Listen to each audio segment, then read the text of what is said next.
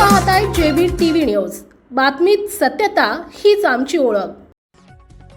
धुळे महापालिकेचा पहिला महापौर कोण? भाजपाकडून उद्या उमेदवारी अर्ज। मायादेवी परदेशी व निशा महाजन यांची नावं चर्चेत। धुळे महानगरपालिका निवडणुकीत भाजपने 50 पैकी 50 जागा जिंकत निर्विवाद बहुमत मिळवलंय। विशेष बाब म्हणजे या 50 नगरसेवकांपैकी तब्बल 28 महिला नगरसेवक निवडून आले आहेत। यंदा महापौर पदाचे आरक्षण सर्वसाधारण महिला या प्रवर्गासाठी लागल्यानं धुळे महापालिकेला पहिली महिला महापौर मिळणार हे निश्चित झालं आहे।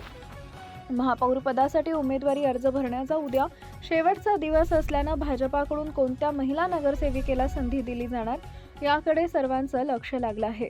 याच पार्श्वभूमीवर आज पालकमंत्री जयकुमार रावल तसेच धुळे शहराचे आमदार अनुप अग्रवाल यांच्या उपस्थितीत भाजपच्या सर्व नवनिर्वाचित नगरसेवकांची महत्त्वाची बैठक पार पडली।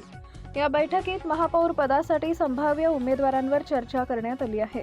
सूत्रांनी दिलेल्या माहितीनुसार 28 महिला नगरसेविकांपैकी मायादेवी परदेशी आणि निशा महाजन या दोन नावांची सध्या सर्वाधिक चर्चा सुरू आहे। दोन्ही नेतृत्वावर पक्षाचा विश्वास असून संघटनात्मक कामांचा अनुभव आणि जनसंपर्क या निकषावर अंतिम निर्णय होण्याची शक्यता आहे। दरम्यान पालकमंत्री तसेच पक्षांच्या वरिष्ठ नेतृत्वांकडून उद्या उमेदवाराच्या नावावर शिक्कामोर्तब होण्याची शक्यता वर्तवली जाते आहे।